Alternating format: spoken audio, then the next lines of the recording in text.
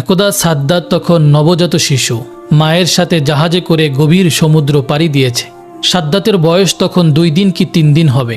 জাহাজ যখন সমুদ্রের মাঝে গেল তখন হঠাৎ প্রবল বেগে ঝড় বৃষ্টি শুরু হলো, আর এই জাহাজটি গভীর সমুদ্রে ডুবে যাচ্ছে। সাদ্দাতের মা জাহাজের একটি কাঠ ভাসতে দেখে। মা খুব কষ্ট করে শিশুটিকে নিয়ে কাঠে ভাসতে লাগলো। জাহাজে সবাই মারা গেল, কিন্তু সাদ্দাত এবং তার মা দুজনেই বেঁচে রইল। বিশাল এই সমুদ্রের মাঝে সাহায্য করার মতো তাদের কাছে কেউ নেই, এক আল্লাহ রব্বুল আলামিন ছাড়া। শিশুটির কথা ভাবতেই মায়ের চোখ দিয়ে জল বেরিয়ে গেল। কিভাবে বাঁচাবে এই শিশুকে, সে কিছুই বুঝতে পারছে না। অস্থিরতার কালো মেঘ ছেয়ে যায় তার সমস্ত হৃদয়ে। এমন সময় আল্লাহ রব্বুল আলামিন আজরাইল ফেরেশতাকে ডেকে বলল, হে আজরাইল, যাও ওই গভীর সমুদ্রের মাঝে মা ও শিশু দুজনেই বেঁচে আছে, তাদের মধ্য থেকে এখনই মায়ের জান কবজ করে নিয়ে আসো। আজরাইল ফেরেশতা হুকুম পাওয়া মাত্র বিশাল সমুদ্রের মাঝে এসে দেখলো মা তার শিশুকে আদর করছে, দুধ খাওয়াচ্ছে, শিশুকে বাঁচানোর আপ্রাণ চেষ্টা করছে। এটা দেখে আজরাইল ফেরেশতার একটু দুঃখ হলো। সে মনে মনে বলল, হে আল্লাহ, এখনই তো মায়ের জান কবজ করব, কিন্তু এই শিশুটির কি হবে। তারপর এক বুক ব্যথা নিয়ে মায়ের জান কবজ করে আজরাইল ফেরেশতা চলে এলো। আল্লাহ তাআলার আদেশে সমুদ্র শান্ত হয়ে গেল। শিশুটি ভাসতে ভাসতে সমুদ্রের কিনারায় এক জঙ্গলের ধারে এসে পৌঁছালো। শিশুটি কান্না করছে, কেননা তার খুব খিদে পেয়েছে। ওই জঙ্গলে ছিল বিশাল বাঘ ও বাঘিনী, তাদেরও বাচ্চা হয়েছিল, কিন্তু তাদের বাচ্চাগুলো কেউ বেঁচে নেই। আল্লাহ তাআলার আদেশে বাঘ শিশুটির দিকে এগিয়ে এলো। শিশুটিকে দেখে বাঘেরও এত মায়া হলো যে শিশুটিকে বাঘ দুধ পান করালো। এভাবেই সেদিন অতিবাহিত হয়ে গেল। পরের দিন একজন জেলে মাছ ধরার উদ্দেশ্যে ওই জঙ্গলের পাশ দিয়ে যাচ্ছিল। এমন সময় হঠাৎ করে তার চোখ গেল ওই শিশুটির দিকে। দেখে তার খুব মায়া হলো। সে বলতে লাগলো, হে আল্লাহ, কি সুন্দর দেখতে এই বাচ্চাটি। জানি না এই বাচ্চাটি কার, এমন জায়গায় কিভাবে বাচ্চাটি বেঁচে আছে। তার তো খাবার কিছু নেই, জানি না কোন মায়ের এই সন্তান। এসব কথা ভাবতে ভাবতে তার এত মায়া হলো, সে শেষ পর্যন্ত বাচ্চাটিকে তুলে নিল এবং বাচ্চাটিকে নিয়ে আপন গোত্রের সর্দারের কাছে নিয়ে আসলো। তাদের সর্দার শিশুটিকে দেখে খুবই মুগ্ধ হলো এবং বলল, এই শিশুটি তুমি কোথায় পেয়েছো? তুমি কি জানো এর মা বাবা কোথায় আছে? আমাদের উচিত তার মা বাবার কাছে দিয়ে দেওয়া। তখন লোকটি বলল, সর্দারজি, আমি জঙ্গলের পাশ দিয়ে যাবার সময় দেখলাম জঙ্গলের মধ্যে একটি গাছের নিচে বাচ্চাটি ক্রন্দনরত অবস্থায় আছে। আশপাশে তার কেউ ছিল না, মনে হয় তার মা বাবা ইন্তেকাল করেছে। তাকে দেখে আমার খুব মায়া হলো, এজন্যই আপনার কাছে নিয়ে আসলাম। তখনই সর্দারজি বলল, ঠিক আছে, আমার কোনো সন্তান নেই, এই শিশুটির দায়িত্ব আমি নিলাম। আজ থেকে আমি এই শিশুটিকে লালন পালন করব। এভাবেই শিশু সাদ্দাত বড় হতে লাগলো।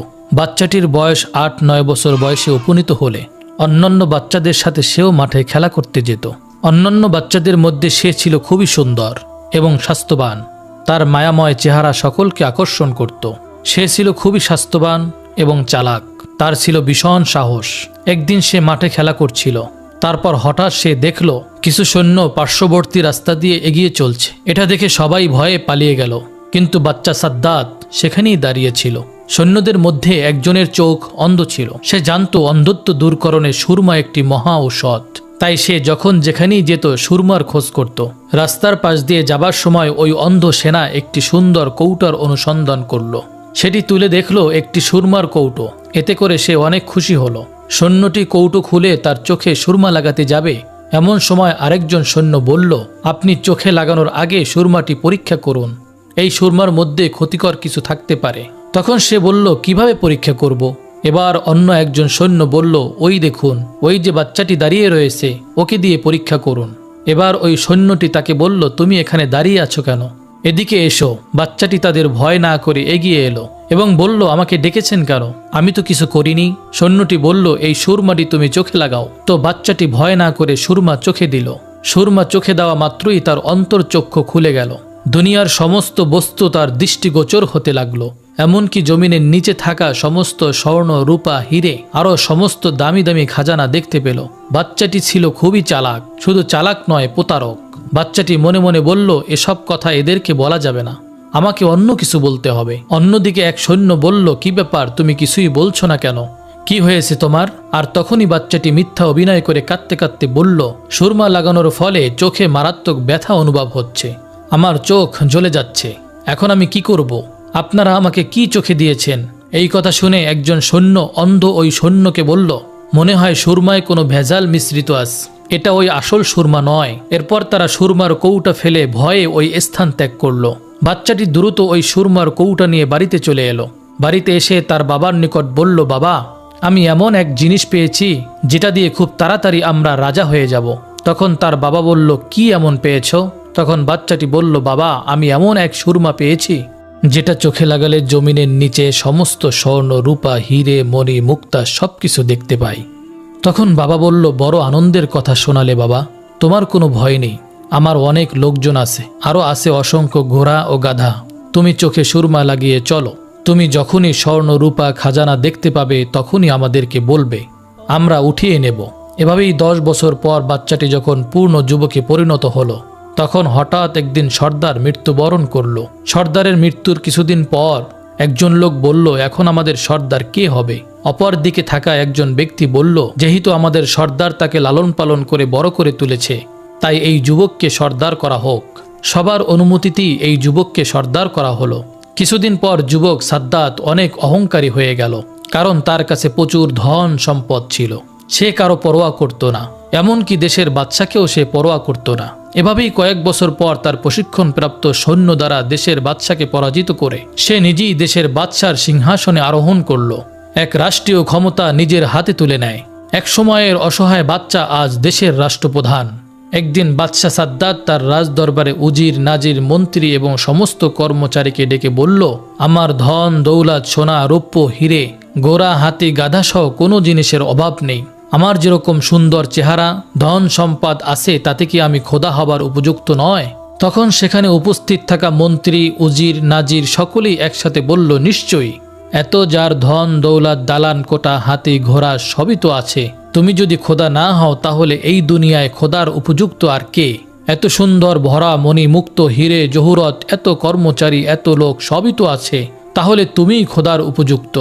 তখন বাদশাহ সাদ্দাতের আরও অহংকার বেড়ে গেল। সে তখন বলল, কাল থেকে এই দেশে কোনো মানুষই যেন গাছ পূজা বা পাথর মূর্তি পূজা না করে, সবাই যেন বাদশাহ সাদ্দাতকে পূজা করে। আসলেই বাদশাহ সাদ্দাতের উপর কথা বলার মতো সাহস কারো ছিল না। বাদশাহ সাদ্দাতের হুকুম মতো পরের দিন থেকে তার সৈন্যবাহিনী দেশের বিভিন্ন প্রান্তে বেরিয়ে পড়ল। একটি স্থানে গিয়ে তারা ঘোষণা করল, আজ থেকে এই দেশে কেউ মূর্তি পূজা করবে না, তার বদলে বাদশাহ সাদ্দাতকে পূজা করবে। যদি এই হুকুম কেউ অমান্য করে তাহলে তাকে মৃত্যুদণ্ড দেওয়া হবে। এই কথা বলার পর তার সৈন্যবাহিনী সেখান থেকে চলে গেল। এদিকে হজরত হুদ আলাইহিস সালাম মূর্তি পূজা সেরে সকলকে আল্লাহর রাস্তায় আসার জন্য আহ্বান করছে, আল্লাহর দ্বীন প্রচার করছে। কিন্তু বাদশাহ সাদ্দাতের সৈন্যদের মুখে এমন কথা শোনার কিছুদিন পর হজরত হুদ আলাইহিস সালাম বাদশাহ সাদ্দাতের দরবারে এসে হাজির হলেন। হজরত হুদ আলাইহিস সালাম বললেন, হে বাদশাহ সাদ্দাত, তুমি নাকি নিজেকে পূজা করতে বলেছ, তুমি নাকি খোদাই দাবি করেছ, তোমায় এত সাহস কে দিয়েছে? এখনো সময় আছে, এক আল্লাহর প্রতি ঈমান আনো। হজরত হুদ আলাইহিস সালামের সাহস দেখে রাজ দরবারের সবাই অবাক। যার ভয়ে দেশের সমস্ত মানুষ, উজির, নাজির, মন্ত্রী, এমনকি নিজের বেগমও কথা বলতে পারে না, সেখানে একজন দরবেশ কি তাকে উপদেশ দিচ্ছে? কে এই ব্যক্তি তারা কেউ বুঝতে পারছে না। পাশে থাকা তার মন্ত্রী বলল, হুজুর, কে এই ব্যক্তি যে আপনার উপর কথা বলে? তার সাহস তো কম না। তখন বাদশাহ সাদ্দাত প্রচণ্ড রেগে গেল, উচ্চস্বরে গর্জন করে বলে উঠল, তোমার আল্লাহকে মানতে যাব কিসের জন্য? আমি নিজেই খোদা। তখন হজরত হুদ আলাইহিস সালাম বললেন, আল্লাহ পরম করুণাময়, তিনি আপনাকে দুনিয়ায় সুখে রাখবেন এবং মৃত্যুর পর আপনাকে বেহেশতে থাকতে দিবেন। এই কথা শুনে বাদশাহ সাদ্দাত বলল, তোমার আল্লাহ কি আমার চেয়েও সুখী? হজরত হুদ আলাইহিস সালাম বললেন, নিশ্চয়ই, আল্লাহ তাআলা নেক বান্দাদের জন্য বেহেশত তৈরি করেছেন। দুনিয়া ছেড়ে চলে যাওয়ার পর পরকালে বেহেশত রয়েছে। বেহেশতে রয়েছে অতুলনীয় শোভা, অফুরন্ত সুখ, সেখানে কোনো কিছুর অভাব নেই। সেখানে থাকবে হুর, কত খাবার যা দুনিয়ার সমস্ত খাবারের স্বাদের থেকে আলাদা। থাকবে মধু, দুধের নহর। এই কথা শুনে বাদশাহ সাদ্দাত হাহা করে হেসে উঠল এবং বলল, রেখে দাও তোমার আল্লাহর বেহেশতের কাহিনী। এমন আজগুবি গল্প কতই না শুনেছি। হজরত হুদ আলাইহিস সালাম বললেন, এগুলো কোনো মিথ্যা গল্প নয়, এগুলো সত্যি। আল্লাহ তাআলার এমন অপরূপ বেহেশত তোমার কি পছন্দ হয় না? তখন সাদ্দাত অহংকার করে বলে উঠল, আমি তোমার আল্লাহর কাছে মাথা নত করব কেন? আমি কি তোমার আল্লাহর মতো বেহেশত তৈরি করতে পারি না? আমার তো কোনো কিছুর অভাব নেই। তখন হজরত হুদ আলাইহিস সালাম বললেন, বাদশাহ সাদ্দাত, তোমার মাথা খারাপ হয়ে গেছে, না হলে এমন কথা বলতে না। আল্লাহ যা করতে পারে তা পৃথিবীর কোনো মানুষ কখনোই করতে পারে না। আর তখন অহংকার করে সাদ্দাত হেসে বলল, মূর্খরা এমন কথা বলে। আমি নিশ্চয়ই পারবো। আমার টাকা পয়সা কর্মচারী কোনো কিছুর অভাব নেই। আমি তোমার আল্লাহর মতো একটি বেহেশত বানিয়ে দেখিয়ে দেব। সাদ্দাতের কথা শুনে হযরত হুদ আলাইহিস সালাম প্রচণ্ড রেগে গিয়ে বলল, মূর্খ বাদশা, এত বড় স্পর্ধা তোমার, এত অহংকার কিছুতেই আল্লাহ তাআলা সহ্য করবে না। বাদশাহ তখন প্রচণ্ড রেগে গিয়ে হযরত হুদ আলাইহিস সালামকে সেখান থেকে তাড়িয়ে দিলেন। কিছুদিন পর বাদশাহ সাদ্দাত তার সমস্ত উজির নাজির মন্ত্রী এবং কর্মচারীকে ডেকে বললেন, আমি দুনিয়াতে বেহেশত তৈরি করার সংকল্প করেছি, সুতরাং তোমরা উপযুক্ত জায়গার সন্ধান করো। হুকুম মাত্রই সারা দেশে সৈন্যবাহিনী জায়গার অনুসন্ধান করতে লাগলো। অনেক অনুসন্ধান করার পর একটি জায়গা সবার পছন্দ হলো। এই খবর জানানোর জন্য তারা সবাই তাড়াতাড়ি রাজ দরবারে আসলেন। সাদ্দাতের প্রধান উপদেষ্টা তাকে বলল, হুজুর, বেহেশত বানানোর জন্য সবচেয়ে সুন্দর এবং উপযুক্ত স্থান পেয়েছি। বাদশাহ সাদ্দাত বলল, কোন স্থান? সেই স্থানের বিবরণ দাও। তখন প্রধান উপদেষ্টা বলল, স্থানটি লম্বায় ৮,০০০ মাইল এবং চওড়া ৫,০০০ মাইল। এই কথা শুনে বাদশাহ সাদ্দাত অনেক খুশি হলো।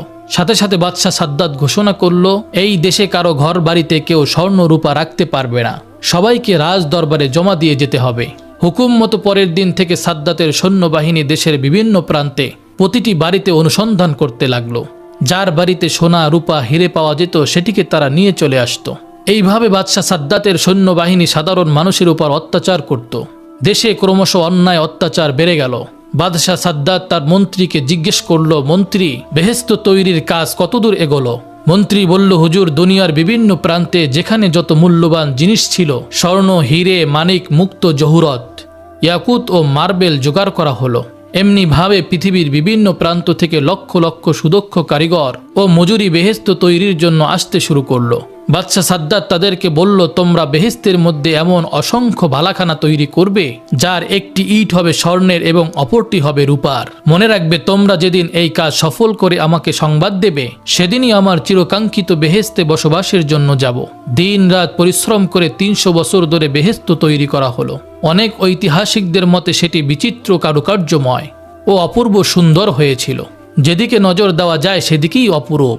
চারদিকে কারিগরদের শ্বেত পাথরের অপূর্ব কার্য। রংমহলের চারিধারে হাজার হাজার ঝাড় লণ্ঠন ঝুলছে, কিন্তু আলোর দরকার হয় না। অন্ধকার রাতে সেই ঘরগুলো চাঁদের আলোর মতো স্নিগ্ধ। উজ্জ্বল মণিমুক্ত খচিত ঘরের মেঝে সজ্জিত রয়েছে। মেঝের উপরে রয়েছে নানান রকমের সুন্দর সুন্দর ফুলদানি। ঘরের চারদিক থেকে আতর, গোলাপ, মিস্ক, আম্বরের খুশবু ছড়ছে। মহলের চারিপাশে বাগান, ওই বাগানে রয়েছে সোনা রূপার গাছ। তার পাতা ও ফল নানা রকমের কারুকার্যময়। পাথর দিয়ে তৈরি ভ্রমর ও মৌমাছিগুলো এমন সুন্দরভাবে নির্মিত যে দেখলে মনে হবে তারা সত্যি সত্যি ফুলের উপর বসে মধু পান করছে। সেসব ফুল থেকেও খুশবু বার হচ্ছে, আর ওইসব গাছের নিচ দিয়ে কুলকুল শব্দ করে বয়ে চলছে গোলাপ পানির নহর। তার পানি এত স্বচ্ছ যেন মনে হচ্ছে মুক্তার ধারা বয়ে চলছে। ধারে ধারে হিরে মণি মুক্তার ঘাট। এখানেই তৈরি শত শত সুন্দরী রমণী আছে। তারপরে আনন্দের জন্য নাচঘর। সেখানে সারা পৃথিবী থেকে বেছে বেছে সুন্দরী রমণীদের আনা হলো। আনন্দের জন্য কচি কচি ফুটফুটে সুন্দর কিশোরীদের রাখা হলো। সোনার উপর তৈরির সমস্ত ঘরের আসবাবপত্র তৈরি করা হলো। সর্বশেষে বহু পরিশ্রমের ফলে বেহেশত নির্মাণের কাজ সম্পূর্ণ হলো। অবশেষে বাদশার মন্ত্রী একদিন বাদশার কাছে গিয়ে বলল, হুজুর, বেহেশত নির্মাণের কাজ শেষ হয়েছে। বাদশাহ সাদ্দাত খুব আনন্দের সাথে বলল, বেহেশত কেমন নির্মাণ হলো? মন্ত্রী বলল, হুজুর, যেদিকে চোখ যায় চোখ জুড়িয়ে যাবে। পৃথিবীর এমন কোনো জিনিস নাই যে সেখানে আমরা তৈরি করিনি। বলুন, আপনি কবে সেখানে প্রবেশ করবেন? বাদশাহ সাদ্দাত বলল, ঠিক আছে, কিছুদিন পরেই আমি সেখানে প্রবেশ করব। তুমি এটি আয়োজনের ব্যবস্থা করো। সাদ্দাতের সম্মানার্থে বেহেশতে প্রবেশ পথে নির্মাণ হলো শাহী তরণ। অনিন্দিত সুন্দরী যুবতীদের দাঁড় করিয়ে রাখা হলো বাদশাকে অভ্যর্থনা জানানোর জন্য। মোট কথা, বাদশার আনন্দ, আরাম, আয়েশের জন্য যত কিছুর প্রয়োজন সবই তারা করল। বেহেশতে প্রবেশের নির্ধারিত সময় উপস্থিত সকল প্রকার প্রস্তুতি সম্পূর্ণ। বাদশাহ শাহী পোশাকে সজ্জিত হয়ে তার মন্ত্রী, উজির, নাজির, কর্মচারী সমস্ত লোকজনকে নিয়ে বেহেশতে প্রবেশের জন্য এগিয়ে চলল। কিছুদূর যাবার পর দূর থেকে নজর পড়ল বেহেশতের একটা অংশে। এত চমকপ্রদ যে চোখ ঝলসে যেতে লাগলো। আনন্দে সাদ্দাতের মুখ থেকে কথা বের হলো না। মনে মনে বলল, এই তো আমার বেহেশত, ওখানে আমি খোদা হয়ে বসবো। এমনি ভাবে তারা প্রায় বেহেশতের কাছে এসে পড়ল। বাদশাহ সাদ্দাত যখন বেহেশতের দরজার কাছে এসে পড়ল, ঠিক ঠিক এমন সময় আল্লাহ রব্বুল আলামিন হযরত আজরাইল ফেরেশতাকে ডেকে বলল, হে আজরাইল, যাও বাদশাহ সাদ্দাতের এখনই জান কবজ করে নিয়ে আসো। দুনিয়ার বুকে বেহেশত বানানোর আশা আকাঙ্ক্ষা তার চিরতরে মিটিয়ে দাও। আল্লাহ রব্বুল আলামিনের হুকুম পাওয়া মাত্রই হযরত আজরাইল ফেরেশতা সাদ্দাতের সেই বানানো বেহেশতের দরজায় একটি সুন্দর যুবক সেজে দাঁড়িয়ে রইল। তার সুন্দর চেহারা দেখে খুশি হয়ে বাদশাহ সাদ্দাত তাকে জিজ্ঞাসা করল, তুমি কি বেহেশতের দারোয়ান? যুবক উত্তরে বলল, আমি মালাকুল মউত আজরাইল ফেরেশতা। সাদ্দাত একটু হতভম্ব হয়ে গেল। সে বলল, তার মানে আমি কিছুই বুঝতে পারছি না। আমি আজরাইল ফেরেশতা, তোমার জান কবজের জন্য আল্লাহ তাআলা আমাকে পাঠিয়েছে। সাদ্দাত ক্রোধে উদ্যম হয়ে উঠল, চিৎকার করে বলল, সাবধান, আমার সঙ্গে তামাশা করা। অপেক্ষা না করে সে নিজেই তার সঙ্গে মোকাবেলা করার জন্য প্রস্তুত হলো। কিন্তু কি আশ্চর্য, সে ওখানেই পাথরের মতো থমকে রইল। ভয়ে তার সারা শরীর দিয়ে ঝরঝর করে ঘাম বের হতে লাগলো। চিৎকার করে বলল, সৈন্যগণ, শত্রুকে মোকাবেলা করো। তখন আজরাইল ফেরেশতা অট্ট হাসি হেসে বলল, কোথায় তোমার সেই বিশাল সৈন্য সামন্ত? কোথায় তোমার সেই বিশাল ক্ষমতা? সাদ্দাত ভালো করে লক্ষ্য করে দেখল, তার সৈন্য সামন্ত, উজির নাজির, মন্ত্রী, কর্মচারী যে যেখানে ছিল সবাই একেবারে নিশ্চিহ্ন হয়ে গেছে। সাদ্দাত এবার ঠক ঠক করে কাঁপতে লাগলো। তারপর নত হয়ে ভীতুকণ্ঠে বলল, সত্যিই কি তুমি আজরাইল? হযরত আজরাইল ফেরেশতা বলল, হ্যাঁ, সত্যিই আমি আজরাইল। কিন্তু দেরি করার আমার আর সময় নেই। আল্লাহর হুকুম পালন করতেই হবে। এখনই তোমার জান কবজ করে নেব। সে শিশুর মতো অসহায়ভাবে হাউমাউ করে কেঁদে উঠল। মিনতি করে হাত জোর করে পায়ে ধরে বলে উঠল, সামান্য সময় দাও হে আজরাইল। অনেক সাধ করে বহু বছর ধরে আমি বেহেশত তৈরি করেছি। একটু সামান্য দেখার সুযোগ দাও। তীব্র গর্জন করে হযরত আজরাইল ফেরেশতা বলল, খবরদার, এক পাও এগিয়ে আসবে না। সাদ্দাত হাউমাউ করতে শুরু করে দিল। সেই অবস্থাতেই হযরত আজরাইল ফেরেশতা তার জান কবজ করে চলে গেল। তারপর হঠাৎ একটা ভয়ঙ্কর এবং ভীষণ আওয়াজে সাদ্দাতের তৈরি সেই স্বাদের বেহেশত একেবারে মাটির সঙ্গে মিশে গেল। পৃথিবীর জমিনে তার আর কোনো চিহ্ন রইল না। পৃথিবীর জমিনে অহংকারের ফল কিরূপ হয় সেটা শুধু রয়ে গেল মানুষের মনে। একদিন হযরত আজরাইল ফেরেশতা আল্লাহর দরবারে উপস্থিত হয়ে বললেন, আপনার নির্দেশে আমি মানুষের জান কবজ করে থাকি। এতে আমার কোনো দয়া মায়া লাগে না। তবে দুটি মানুষের জান কবজ করার সময় আমার একটু মায়া হয়েছিল। তার মধ্যে একজন হলো ওই মহিলা যে বিশাল সমুদ্রের মাঝে জাহাজ ডুবে যাওয়ার পর আপন শিশুকে নিয়ে একটি কাঠের উপর ভাসছিল। আর তখনই আপনি তার জান কবজ করার নির্দেশ দিয়েছিলেন। আমার তখন ওই বাচ্চাটির জন্য বড়ই মায়া হয়েছিল যে এই শিশুটির অবস্থা এখন কি হবে, কে তাকে দুধ খাওয়াবে, দেখাশোনা করে বড় করে তুলবে। আর একজন হলো এই বাচ্চা যে কয়েক বছর ধরে সাধনা করে একটি মনোরম বেহেশত বানিয়েছিল। অতপর সে যখন ওই বেহেশতে প্রবেশ করতে গেল, ঠিক তখনই আমাকে আপনি জান কবজ করার আদেশ দিলেন। আমার তখন বড়ই খারাপ লাগছিল, এই জন্য যে সে তার নির্মিত বেহেশতকে এক পলকের জন্য দেখে যেতে পারল না।